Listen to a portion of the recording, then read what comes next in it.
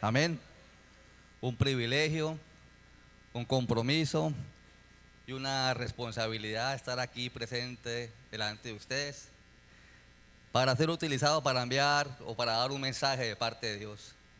Siempre que uno puede estar en este lugar, aquí tiene un compromiso grande, porque es administrar o dar alimento a almas que son de Dios.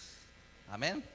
Y lo invito a que tomemos la palabra de una vez en la carta de Segunda de Corintios, la epístola de Corintios, Segunda de Corintios capítulo 7, versículo 9 al 10. Segunda de Corintios 7, 9 al 10. Y dice la palabra del Señor de la siguiente manera. Ahora dice el apóstol Pablo, ahora me gozo, no porque hayáis sido contristados, sino porque fuisteis contristados para arrepentimiento, porque habéis sido contristados según Dios, para que ninguna pérdida padecieses por nuestra parte. Porque la tristeza que es según Dios produce arrepentimiento para salvación, de que no hay que arrepentirse, pero la tristeza del mundo produce muerte. La tristeza del mundo produce muerte. Esta carta se la está enviando Pablo a los corintios y le está diciendo que se alegra porque se han contristado, porque se han puesto tristes, pero no porque se hayan puesto tristes porque su tristeza los lleva a arrepentimiento. Y habla de una tristeza que proviene de parte de Dios. Pablo habla de una carta que había enviado anteriormente, que puede ser la primera carta de los Corintios o una carta que no tengamos registro, de que muy seguramente los exhortó, los confrontó con un error que hubieran cometido. En la primera de Corintios, digamos, habla de un incesto que había y que la iglesia lo toleraba. Hablaba de un desorden cuando practicaban la cena del Señor. Pudo haber sido carta. Otra carta que no conocemos, dice que hay una carta de que hubo una rebelión dentro de la iglesia y que muchos hombres participaron de esa rebelión, la cual no tengo conocimiento, pero hay unos comentarios que hablan sobre esa carta y que estaba confrontando esa rebelión. El caso fue que esta carta hizo que la iglesia de los Corintios se pusiera triste. Pero dice Pablo que se alegraba por esa tristeza, porque esa tristeza producía arrepentimiento, ¿cierto? Porque era una tristeza que provenía de Dios. ¿Y qué es la tristeza? Investigué qué era la tristeza, una definición de ella, y dice: la tristeza es una emoción humana que se expresa como una sensación de pena o desánimo. Es una emoción humana que se expresa, que se expresa como una sensación de pena o desánimo y que puede surgir en respuesta a situaciones adversas o pérdidas. Pérdidas de un ser querido, fracaso de un objetivo, desempleo, injusticia, culpabilidad, soledad, enfermedad incurable. La tristeza puede manifestarse a través de lenguaje no verbal. Una persona triste habla del lenguaje no verbal como las lágrimas o una cara apesumbrada, o sea, un semblante caído. Una persona que está triste manifiesta un lenguaje no verbal por lágrimas y por un semblante caído. También tiene cambios fisiológicos como alteraciones en la frecuencia cardíaca y respiratoria, o sea que la tristeza también puede tener alteraciones en la frecuencia del corazón o también en la respiración. La pregunta que me hice yo y que hago yo acá también es: ¿creó Dios al hombre con tristeza o es solo del hombre caído? En otras palabras, cuando Dios colocó al hombre y lo creó en el Edén y lo puso en el Edén, ¿el hombre experimentaba tristeza o solamente la experimentó, o solamente Dios puso ese sentimiento de tristeza en el hombre caído, en el hombre que fue expulsado del Edén? y en mi opinión personal, y se la voy a ir explicando a través del tema, es que el hombre sí fue creado con tristeza. El hombre cuando fue puesto en el Edén también fue puesto con tristeza. Lo que pasa es que no había posibilidad de experimentarla, porque no había alguna situación que lo llevara a sentirse triste, pues en el Edén no había ninguna clase de pérdida. En el Edén el hombre vivía en plenitud y en comunión con Dios, y todo lo tenía a su alcance, o sea, no había la oportunidad para experimentar la tristeza. Más sin embargo, en Génesis 22:20 dice: y puso Adán nombre a toda bestia y ave de los cielos y a todo ganado del campo, mas para Adán no se halló ayuda idónea para él. Una tarea de Adán fue colocarle nombre a todo animal. Pero hablaba yo que eso no es como cuando uno le coloca nombre al perro y al gato, que el primer nombre que se le viene le coloca. Al perro le colocan Rocky. ¿Qué más le colocan a los perros? Kaiser, Firulai, Lassie. O al gato le dicen el Michi, ¿cierto? Cuando a Adán le fue puesta la tarea de colocar nombre a cada animal, él tenía que investigar su anatomía y su comportamiento de cada animal. Y de acuerdo a la investigación de la anatomía y el comportamiento, le colocaba el nombre. El nombre en los antiguos tenía un significado de lo que la persona representaba. Él tenía que ver a Adán qué representaba cada animal para colocarle un nombre a cada animal. ¿Cuánto tiempo imagina usted que se tomó para colocar a Adán nombre a cada animal? Si tenía que estudiarlo, mirar su comportamiento para darle un nombre, tuvo que haber sido mucho tiempo. Lo que pasa es que la Biblia en la creación pasa muy rápido y uno piensa que todo sucede de un día para otro, ¿cierto? Pero de un versículo a otro pueden haber muchos años y mucho tiempo. Mas sin embargo, Adán tuvo esta tarea de colocar el nombre a cada animal y investigarlo, su comportamiento. Pero ¿qué halló él? Que para él, en todas las bestias, animales que conoció, que para él no había una ayuda idónea, que para él él no tenía con quién complementarse, ¿cierto? Entonces ahí hubo una insatisfacción en el Edén. Aunque no puedo decir que, porque la Biblia no dice ahí que tuvo tristeza, pero el hombre sí se sintió insatisfecho, ¿cierto? El hombre como que de alguna manera dijo: no encontré nada entre toda la creación en la cual se complementara conmigo. Y en Génesis 22:23 dice, perdón, Génesis 2:23, dice Adán: dijo entonces Adán: esto es ahora hueso de mis huesos y carne de mi carne. Esta será llamada varona, porque el varón fue tomado. Entonces, cuando Dios crea a la mujer, que dice que hace caer a Adán en un profundo sueño y crea y saca de la costilla y crea a la mujer, y le es presentada la mujer a Adán, ¿qué dice? Hay una expresión como de emoción, ¿cierto? En la cual dice: esto es ahora hueso de mi hueso y carne de mi carne, ¿cierto? Como que hay una explosión de él, de emoción. Encontré con quien complementarme. Hubo una satisfacción a él en respuesta a una necesidad que él tuvo. Entonces, para explicarte esto, que el hombre en el Edén no tuvo experiencias tristes, más allá de Adán, de la que tuvo, que le faltaba mujer, la cual le fue suplida. Pero según la teoría mía de que el hombre fue creado con tristeza en el Edén, que también tuvo el sentimiento de tristeza, pero no tuvo la oportunidad de manifestarlo porque no había necesidad. Y si dice que el hombre fue creado a imagen y semejanza de Dios, entonces la pregunta es: ¿Dios también siente tristeza? ¿Siente a Dios tristeza también? Hay una palabra que se llama antropomorfismo, que se utiliza para estudiar la Biblia, que es cuando la Biblia le coloca cualidades humanas a Dios, ¿cierto? Le coloca cualidades humanas a Dios, puede ser de lo físico o de lo emocional.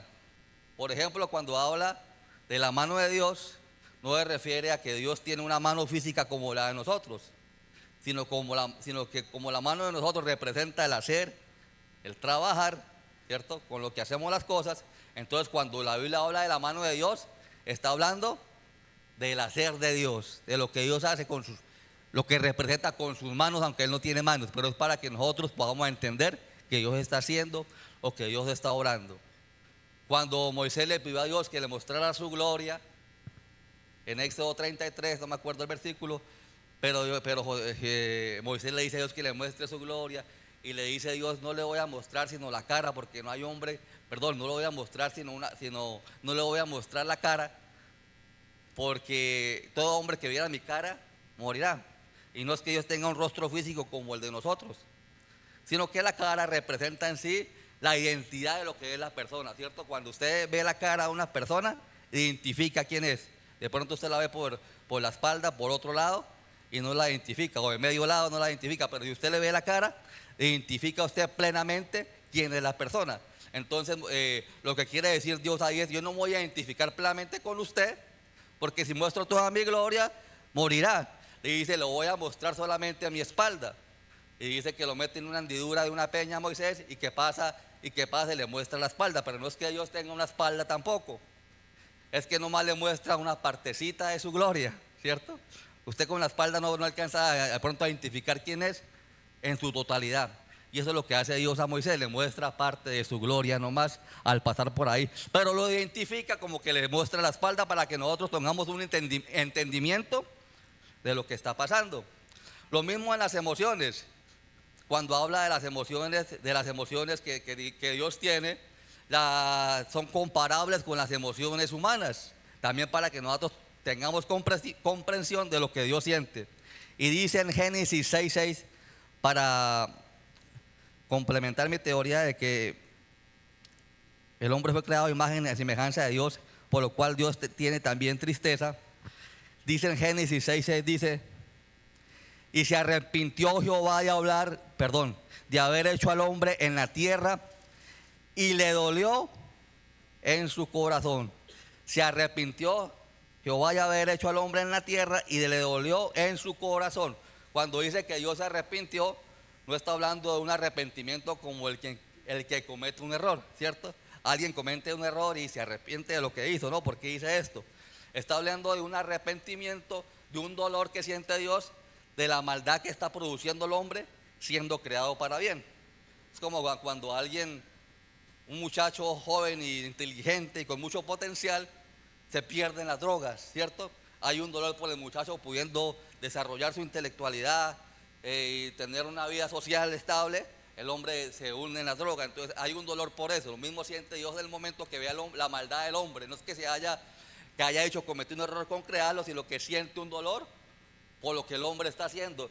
Si lo leyéramos en ese versículo, en la tradición la versión de traducción del lenguaje actual, dice de la siguiente manera, el mismo Génesis 6:6 en traducción del lenguaje actual, dice: se puso muy triste de haberlos hecho, y lamentó haberlos puesto en la tierra. Dice ahí: se puso muy triste el Señor de haberlos hecho, ¿cierto? Y se lamentó entonces de haberlos puesto sobre la tierra. Entonces, ¿se pone Dios triste o no se pone triste?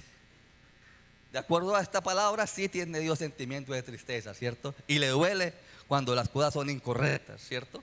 Y se siente triste también, aunque Él no tiene tristeza como los humanos, porque los humanos respondemos muchas veces de tristeza a las necesidades. Pero Dios se pone triste al ver que lo que Él creó para bien se torció para mal, ¿cierto? Entonces Dios también tiene tristeza. Entonces, ¿Jesucristo experimentó tristeza? Dice en Juan 11:35 que cuando Lázaro murió y todo el mundo estaba llorando, que es el versículo más corto de la Biblia, en el Juan 11:35 dice que Jesús lloró, ¿cierto? Jesús lloró. Y dice en Mateo 26:38, dice de la siguiente manera: entonces Jesús le dijo: mi alma está muy triste hasta la muerte, quedaos aquí y velad conmigo. Antes de ir al sacrificio, estaba Jesús en el monte. Él dijo en Mateo 26:38, Él expresa a los discípulos, le dice: mi alma está muy triste y triste hasta la muerte. Entonces el mismo Señor Jesús expresó que tenía una gran tristeza. El Espíritu Santo se pone triste. Efesios 4:30 dice: y no contristéis al Espíritu Santo de Dios, con el cual fuiste sellados para el día de la redención. Dice no contristéis, o sea, no coloquen tristes al Espíritu Santo de Dios. ¿Cuándo se coloca al Espíritu Santo de Dios triste o cuándo se contrista? Cuando habita dentro de nosotros, que somos el templo del Espíritu Santo, ¿cierto? Cuando está habitando con nosotros y habita entre nosotros y nosotros hacemos cosas incorrectas o contrarias a la voluntad de Dios. Ahí es cuando el Espíritu Santo dentro de nosotros se contrista y se entristece también. Entonces el Espíritu Santo también se contrista, se entristece. Aunque Pablo dice en 1 Tesalonicenses 5:16, Pablo expresa: está siempre gozoso, dice la palabra de Dios, dice Pablo a los tesalonicenses. Pero Pablo también experimentaba tristeza. Dice en Filipenses 2:27, dice de la siguiente manera: pues en verdad estuvo enfermo a punto de morir, pero Dios tuvo misericordia de él, y no solamente de él, sino también de mí, para que yo no tuviera tristeza sobre tristeza. O sea, Pablo tenía un colaborador, amigo llamado Epafrodito, el cual le colaboraba. Dice los historiadores, Pablo estaba preso y Epafrodito le colaboraba mucho en la cárcel, era un compañero de él y colaborador. Y parece que había enfermado de muerte. Y los filipenses también estaban preocupados por Epafrodito porque lo conocían. Entonces Pablo manda la carta para que ellos ya se calmen y les dice: no, Epafrodito ya está bien, tuvo misericordia de él, dice. Y no solamente de él, dice Pablo, sino también tuvo misericordia de mí, para que yo no tuviera tristeza sobre tristeza. O sea, Pablo ya tenía manifestado alguna tristeza. De pronto estaba triste por estar encerrado, no poder salir, pero dice que Dios tiene misericordia de él para no tener otra tristeza más con la pérdida de Epafrodito. Entonces el apóstol Pablo también experimentaba la tristeza. Entonces la tristeza es algo inevitable en este mundo. Es inevitable, ¿cierto? Todos la experimentamos. Desde Jesucristo para abajo, todos la experimentamos. Y muchas veces la queremos ocultar porque nos avergüenza. Los hombres, especialmente los hombres, no nos gusta que nos vean tristes, ¿no? Y llorar menos. Porque de chiquito le decían a uno: los hombres no lloran. No, lloraba por dentro, más bien. Entonces el hombre siempre intenta poner cara de póker. Cara de póker es que por dentro está triste, pero por fuera intenta relucir, ¿cierto? Muchas veces también en el Evangelio pasa lo mismo, ¿cierto? Porque dice que los cristianos siempre tienen que estar contentos y gozosos y saltando en una pata. Pero también muchas veces el cristiano experimenta tristeza, porque es parte de la vida y es parte de la experiencia de vivir en este mundo, que el mismo Señor dijo que en el mundo tendremos aflicciones, pero ánimo, yo he vencido al mundo. Entonces sí hay que tener en cuenta que aunque la tristeza es parte fundamental del ser humano, y aún parte aún de los cristianos, ¿cierto? También sentimos y nos da tristeza. Hay que tener en cuenta que Pablo está refiriéndose a que hay tristeza que proviene de Dios y hay tristeza que proviene del mundo. Que la que proviene de Dios es para arrepentimiento y la que proviene del mundo es para muerte. Entonces, ¿cuál es la tristeza de muerte? La tristeza de muerte puede convertirse en una depresión crónica. La persona se deprime y no quiere, se aísla del mundo, ¿cierto? Y muchas veces la lleva hasta la muerte. La persona toma la decisión de quitarse la vida por esta tristeza y sensación que tiene, por esta depresión. Dicen que Jacob duró en depresión toda su vida hasta que volvió y encontró a José. Pero era una tristeza que lo estaba llevando hasta la muerte. Si usted lee bien la escritura, que él dijo que iba a morir él había dicho que iba a morir con una tristeza hasta la muerte. Gracias a Dios encontró a José y tuvo una alegría. Sí, pero Jacob tenía una tristeza de muerte. Entonces, también la tristeza puede llevarme a guardar rencor, porque después la tristeza se convierte en amargura. La tristeza después se convierte en rencor. Y la gente termina enojada con Dios, en un reclamo constante de Dios. ¿Por qué permitió? ¿Por qué pasó esto? ¿Por qué a mí? Entonces también la tristeza puede producir una muerte espiritual, en cual la persona termina apartándose de Dios. Esa es la tristeza del mundo. Puede hacerme refugiar en drogas o en alcohol o en otras clases de vicios. La persona se siente triste, no quiere sentir esa sensación, entonces se refugia en drogas, en alcohol, en juegos, pornografía, internet, muchas cosas que lo aíslen de lo que está sintiendo y está viviendo la persona. Entonces estas son tristezas de muerte, ¿cierto? Tristezas que llevan a la muerte espiritual y física. Pero también hay una tristeza, la que habla el apóstol Pablo, que tiene otro propósito, y es la tristeza que proviene de Dios. Entonces vamos a hablar de la tristeza que proviene de Dios. Dice, la tristeza que proviene de Dios sana el corazón. La tristeza que proviene de Dios sana el corazón. Dice Eclesiastés 7:3, dice, mejor es el pesar que la risa, porque con la tristeza del rostro se enmendará el corazón. Con la tristeza del rostro se enmendará el corazón. ¿Por qué? Porque la tristeza ayuda a superar pérdidas, desilusiones o fracasos. Si la persona tiene una pérdida, una desilusión amorosa, lo que sea, un fracaso, una pérdida de un familiar, hay que guardar un luto. Hay que dejar que el corazón llore en ese momento también.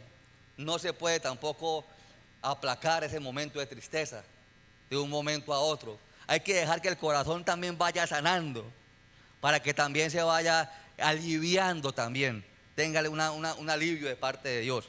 Entonces, la tristeza que viene de parte de Dios ayuda a sanar el corazón, ¿cierto? Enmienda el corazón. La que viene de parte de Dios, ¿no? Nos aleja, la tristeza que proviene de Dios nos aleja de la prepotencia.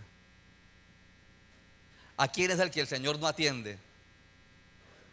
Al soberbio y al altivo no atiende, ¿cierto? Dice la palabra de Dios, a ese le tira la puerta en la cara, ¿cierto? Prácticamente lo que quiere decir. Si usted viene para mí, para usted no hay atención, le tiro la puerta en la cara. Pero dice Salmo 51:17, dice de la siguiente manera: los sacrificios de Dios son el espíritu quebrantado, el corazón contrito y humillado no desprecias tú, oh Dios. ¿A quién no desprecia a Dios? ¿A quién no atiende de una vez?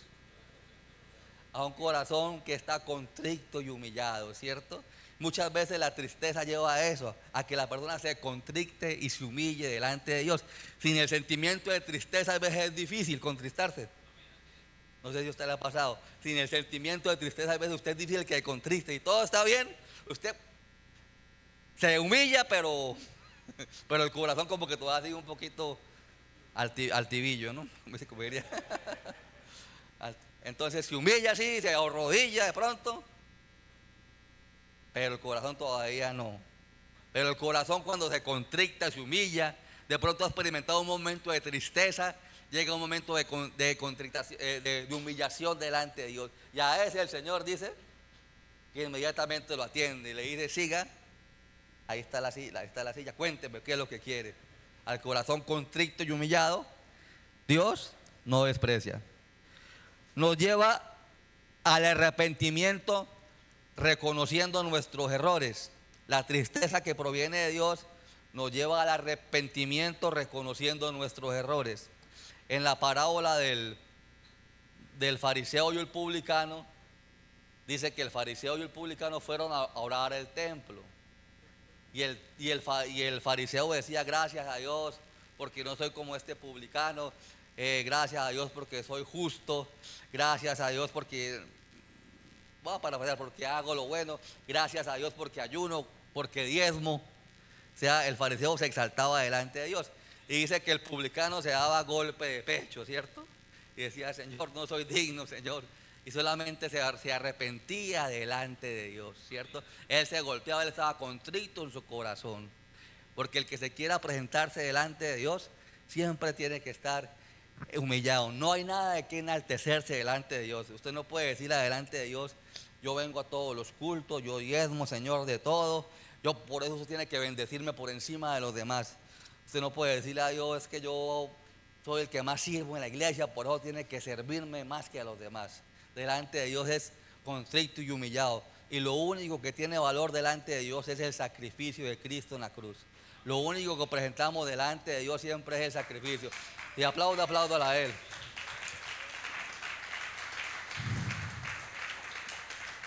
Es lo único que tiene valor delante de Él. Viene con el sacrificio, ¿cierto? Viene arrepentido, antes de golpe de pecho viene con el sacrificio. A eso nos lleva la tristeza que proviene de parte de Dios. Pero al punto que llegaba, que quería yo tocar, y es el último punto, pero voy a profundizar un poquito más, es que la tristeza que proviene de parte de Dios nos acerca al Dios consolador. La tristeza que viene de parte de Dios nos acerca al Dios consolador. En el Edén, Adán y Eva, en el Edén, estando ahí, no pudieron experimentar al Dios consolador. Experimentaron al Dios omnipresente, al Dios omnipotente, al Dios creador, pero no experimentaron al Dios consolador. ¿Por qué? No tenía ninguna necesidad de experimentarlo, porque no tenía ninguna clase de sufrimiento, ¿cierto? No había ninguna necesidad de conocer al Dios consolador, porque no había necesidad. Fue hasta que Adán y Eva decidieron independizarse de Dios, porque Satanás le dice, no morirás, sino que cuando comas del árbol del conocimiento del bien y el mal, serán igual a Dios. Entonces esto fue lo que cautiva la mente de ellos. Seremos igual a Dios, pues ya no necesitaremos más de Dios. Y se quieren independizar de Él. Y eso fue lo que pasó, se independizaron de Dios. Lo que pasa es que las cosas sin Dios eran diferentes, ¿cierto? Como el hijo pródigo cuando se independiza del padre. Me quiero independizar, dame mis bienes que me oye. Bueno, independice, tome. ¿Y cómo le fue al hijo pródigo por fuera de la cobertura de papá? Le fue mal también, ¿cierto? Experimentó dolor, experimentó hambre. Entonces Adán en el paraíso no necesitaban al Dios consolador para nada. No que no lo necesitaran, perdón, no lo experimentaban. No hubo la oportunidad para experimentarlo y no había ninguna necesidad. Mas sin embargo, Mateo 5:4 dice, bienaventurados los que lloran, porque ellos recibirán consolación. ¿Adán y Eva lloraron en el Edén? No. ¿Sabe quién es bienaventurado entonces? Usted y yo que lloramos. Bienaventurados los que lloran, dice la palabra. ¿Sí? Porque ellos recibirán consolación. El que llora tiene la oportunidad de conocer al Dios que no conoció a Adán y Eva en el Edén. Tiene la oportunidad de conocer al Dios de toda consolación. ¿Qué es consolación? Consolación viene del verbo consolar, que es aliviar la pena o aflicción de alguien. Consuelo es aliviar la pena o aflicción de alguien. También es llamado a su lado. Consolar también es una persona que está al lado de uno. Consolar también es intercesor, abogado. O sea, una persona que intercede por usted y que también lo está defendiendo. Eso es consolar. Y dice Pablo en 2 de Corintios 1:3, que es la forma de presentar Pablo, Dios de presentar Pablo presenta a Dios a los corintios de la siguiente manera. Dice, bendito sea el Dios y Padre de nuestro Señor Jesucristo, Padre de misericordias y de toda consolación. Dice Padre de misericordia y Dios. No dice y Dios de toda consolación. Pablo no lo presenta como el omnipresente, no lo presenta como el omnipotente que lo es, ¿cierto? No lo presenta como el creador que lo es. Lo presenta como el Dios de toda consolación, ¿cierto? Lo presenta como el Dios que consuela. Y después dice en el versículo 4, dice, el cual nos consuela en todas nuestras tribulaciones, para que podamos también nosotros consolar a los que están en cualquier tribulación por medio de la consolación con que nosotros somos consolados por Dios. O sea que nosotros somos consolados, ¿para qué? Para consolar a otros, ¿cierto?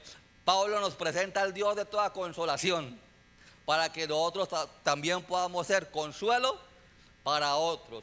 Por eso dice Jesucristo en Juan 14, 16, dice, y yo rogaré al Padre y os daré otro consolador para que esté con vosotros para siempre. ¿A quién dijo Jesucristo quien nos iba a dejar? Al Espíritu Santo, pero lo representa en forma de ¿qué?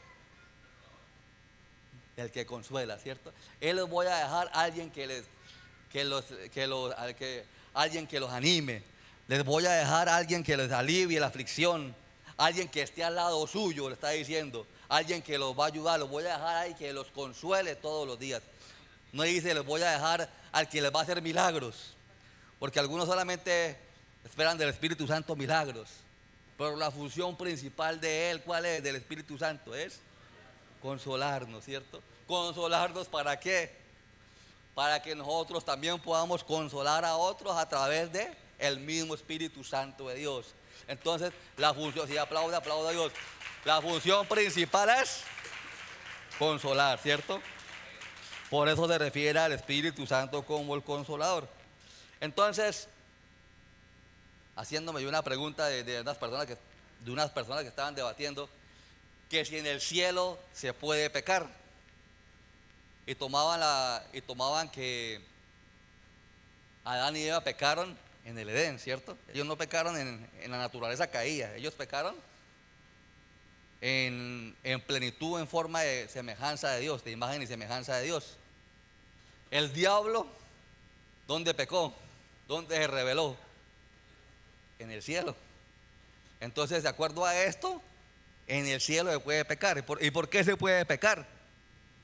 Porque tanto los ángeles como el hombre se les dio libre albedrío, ¿cierto? Se les dio, pueden todavía escoger. ¿Y en qué se escoge? ¿Estar con Dios o estar fuera de Dios? Solamente hay dos escogencias: o estar con Él o estar contra Él, como dijo el mismo Jesús. Están conmigo o están contra mí. Solamente hay dos caminos que escoger: o estar con Él o estar contra Él. Pero la pregunta mía es: ¿qué impide que el hombre redimido y estando en el cielo no se vuelva a rebelar contra Dios o no vuelva a querer independizarse de Dios? Y una es que Satanás ya es encerrado, o ya Satanás es echado en el lago de fuego y azufre. Y la otra es que el hombre redimido sabe de dónde viene. Él tiene conciencia de dónde viene. El hombre redimido sabe que viene del sufrimiento. Él sabe que allá, que fuera de la presencia de Dios, lo que se experimenta es sufrimiento. Entonces el hombre redimido no va a volver a escoger, ya sabiendo qué es lo otro, ¿cierto? Ya porque lo experimentó. Decía esta mañana que es como cuando ya uno a cierta edad ya no comete los errores de la juventud, digamos, porque uno ya sabe, ya pasó por ahí, ya no lo vuelve a cometer, porque uno ya sabe cuáles son los resultados de esos errores. Entonces uno ya los evita ya. Entonces el hombre redimido tiene conciencia de lo que hizo y de lo que pasó, y no vuelve a cometer ese mismo error. Dice en la parábola, pensando también yo en lo que significa el cielo y el infierno, que es o lo que hay en el cielo, lo que hay en el infierno, porque muchas veces el infierno se representa como un lugar caliente, donde el diablo es el que gobierna con un tridente, ¿cierto? Y está poniendo a la gente a trabajar esclavizada, y todo el mundo está sufriendo y recibiendo latigazos de los demonios. Muchas veces se representa, o lo que nos han mostrado a nosotros a través de la televisión de pronto, lo que es el infierno. Pero en el mismo infierno el Satanás es castigado y es encerrado. O sea que Satanás en el infierno tampoco tiene ningún poder allá. Como lo muestra Apocalipsis, Satanás no tiene ningún poder en el infierno. Lo que pasa es que en el infierno hay ausencia de Dios. Y si hay ausencia de Dios, no hay quien consuele, ¿cierto? Hay falta de consuelo. Por eso cuando ahora la parábola del rico y Lázaro, que dice que el rico vivía en banquetes todos los días y Lázaro se sentaba a la puerta del rico esperando que le cayeran migajas para poder comer. Y dice que los dos murieron, el rico y Lázaro, y que los dos que los dos murieron y que Lázaro fue llevado al seno de Abraham y el rico fue enterrado y estaba en el Hades. Y el rico estaba atormentado y le decía: Padre Abraham, dígale a Lázaro que moje aunque sea la punta de mi lengua, ¿cierto? Que traiga un poquito de agua y moje la punta de mi lengua. Pero lo que responde Abraham en esta parábola está en Lucas 16, 25. Dice: pero Abraham le dijo: acuérdate que recibiste tus bienes en vida y Lázaro también males, pero ahora estés consolado y tú atormentado. Amén. Entonces, ¿qué hay en el cielo? Hay consuelo, ¿cierto? En el cielo hay consuelo. ¿Qué hay en el infierno? Hay tormento. ¿Por qué? Porque no hay quien consuele. El hombre se va a sentir insatisfecho y no hay quien lo llene. Entonces, en la presencia de Dios hay consuelo. Cuando yo pienso en el cielo, y lo decía esta mañana también, cuando yo pienso en el cielo, ¿qué es lo más grande que a mí me gustaría estar en el cielo? Y decía: no están todas las calles de oro, las mares de cristal, o los paisajes del paraíso que muestran a veces las revistas por ahí. No es eso lo que me gustaría más a mí en el cielo. A mí lo que me gusta del cielo es lo que está en Apocalipsis 21:4, que dice de la siguiente manera: enjuagará Dios toda lágrima de los ojos de ellos, y no habrá ya muerte, ni habrá más llanto, ni clamor, ni dolor, porque las primeras cosas pasaron. ¿Qué dice? Enjugará Dios toda lágrima, ¿cierto? Esa es la parte a mí que más me gusta del cielo. Que el mismo Dios sea el que le esté quitando uno las lágrimas de los ojos, ¿cierto? Que el mismo Dios sea el que lo esté consolando a uno. Que el mismo Dios sea el que lo esté abrazando a uno. Para mí esa es la máxima expresión del cielo, estar en su presencia, estar en su gloria y que Él mismo lo esté consolando a uno. Eso para mí es la parte más grande del cielo. Por eso, pero no hay que esperar como de pronto la parábola del rico y Lázaro, esperar a morirse para ser consolado. Porque ya Dios dejó aquí al consolador, ¿cierto? Ya Dios dejó aquí quien nos esté consolando desde acá. Por eso dice que el Espíritu Santo son las primicias, son las arras de lo que ha de venir. El Espíritu Santo ya está consolando, ¿cierto? Esta mañana, cuando estaba haciéndome iluminada esta palabra, tenía dudas de traer la palabra, porque de alguna manera pensaba yo que estaba llevando a la iglesia a estar en tristeza, porque estoy hablando sobre la tristeza, ¿cierto? Pero no es que la iglesia, no es que quiera llevar o que la palabra quiera llevar a la gente a estar en tristeza, porque sí, ya la gente por sí sola experimenta tristeza, ¿cierto? Sino es ver la tristeza como herramienta de parte de Dios. Ver la tristeza como una herramienta de parte de Dios. ¿Para qué? Para producir en nosotros un arrepentimiento, para sanar nuestro corazón, ¿cierto? Para quitar nuestro orgullo, nuestra prepotencia, para que le pidamos perdón a Dios, para que nos arrepintamos y para que podamos conocer, como dice Pablo, al Dios de toda consolación, ¿cierto? Al Dios de toda consolación. La única manera de experimentar al Dios de toda consolación es cuando estamos tristes. Por eso dice la palabra, o dice Jesús: bienaventurados los que lloran, amén. Bienaventurados los que lloran. Yo sé que de alguna otra manera aquí todos hemos pasado por sufrimientos. Y yo lo invito a que se coloque de pie. Que vamos a sellar esta palabra delante de la presencia de Dios. De alguna otra manera, todos experimentamos tristeza. El Señor dijo, en el mundo tendréis aflicción. Hay aflicciones, hay momentos difíciles, hay momentos de pérdida, hay momentos de pronto de derrota. Pero el Señor dice, no temáis, tengas ánimo. Él está ahí contigo. Él no se separa de tu lado. Él está para consolarte. Él está para fortalecerte. Oh, aleluya. Oh, Señor bendito. Oh, Espíritu Santo, a través de tu sufrimiento, yo consuelo a otros que de mí necesitan. Oh, Señor, ustedes son los instrumentos en mis manos, dice Dios, para servir a los demás. Oh, Espíritu Santo de Dios. Y yo los consuelo para que consuelen a otros en su dolor, en su aflicción. Oh, aleluya. Cada etapa difícil de tu vida, cada momento duro, lo utilizo, oh Señor, como herramienta para formarte a ti, como instrumento en mis manos, para que me sirvas, oh Señor, para que me sirva de los demás, oh Espíritu Santo, consolando, aliviando, oh Señor, intercediendo, oh Espíritu Santo, defendiendo a los demás, mi Rey. Oh Espíritu Santo de Dios, Dios de toda consolación, Dios mío, gracias mi Rey. Gracias por tu consolación, Espíritu Santo. Gracias por aliviar el dolor, por quitar la aflicción, Señor. Porque ligeras tu carga, mi Rey, y fácil de llevar, Padre Celestial. Oh Espíritu Santo, seas tú bendiciendo a tu pueblo, Señor. Oh Señor bendito, toda tristeza, mi Señor, sea conducida de parte tuya, mi Rey.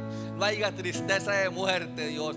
Que se vaya toda tristeza de muerte, toda tristeza que conduce a depresión, toda tristeza que conduce, oh Dios mío, a vicios, toda tristeza que conduce a rencor. Oh Espíritu Santo, la rechazamos, mi Rey. Pero la tristeza que proviene de parte de Dios alivia mi corazón. Oh, me quita las cargas, Dios mío. Oh Espíritu Santo, contricta mi corazón delante de ti, mi Rey, para presentarme delante de ti con un corazón contrito y humillado, mi Rey, y me hace conocer al Dios que consuela, Señor, que me consuela aquí y que me consuela allá en tu reino, Padre Santo, en tu misma presencia, Señor, donde tú mismo enjuagarás las lágrimas de nuestros ojos, Señor. Oh, aleluya. Oh, Espíritu Santo, donde no habrá llanto, donde no habrá tristeza ni dolor, mi Rey, donde no habrá necesidad de sol, porque tú iluminarás, Dios mío, todo, mi Rey. Oh Espíritu Santo, gracias, mi Señor. Bendice a tu pueblo, Señor. Levántalo, Señor, para gloria, para honra y alabanza de tu nombre. En el nombre de Jesús, en el nombre de Jesús. Dale un aplauso a Dios si quieres. Aplaude su presencia, aplaude su gloria. Oh, gloria a ti, mi Rey. En el nombre de Jesús, gracias, Señor.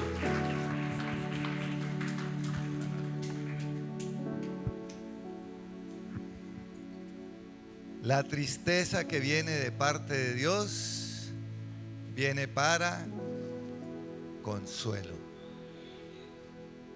y para salvación.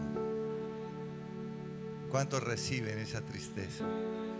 Como dijo Albeiro, no es que quiera lanzar una palabra de tristeza para maldecir a la iglesia, no, porque es una tristeza que viene para arrepentimiento y salvación, porque Dios no rechaza un corazón contrito y humillado. Pero la tristeza que viene del mundo, esa lleva a muerte. Y esa tristeza se llama remordimiento. Diga, esa no la quiero. Diga, yo no quiero remordimiento, no quiero resentimiento, no quiero amargura. Yo quiero que Dios me consuele. Eso es lo que queremos. Que nos consuele aquí con el Consolador que ya nos dejó, que está dentro de nosotros y nos consolará allá. Gracias, Albeiro, porque esa palabra viene de parte de Dios. Yo la recibo. Yo no sé si usted la recibe también. Pregunto, ¿hay personas que nos visitan por primera vez? Levánteme su mano si usted nos visita por primera vez. Quisiera ver su manita levantada, alguien que nos visita por primera vez. Si hay manitas levantadas, por allí vi que hicieron así. Démosle un aplauso al Señor por estas almas que vinieron hoy por primera vez. ¿Alguien más vino por primera vez por allá, por aquel ladito? Bien, ¿qué les parece si vienen acá un momento? Yo les quiero regalar una oración. ¿La quieren recibir? Vengan acá, por favor, vengan.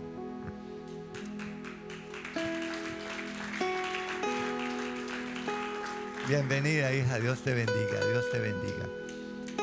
Yo recibí esta oración hace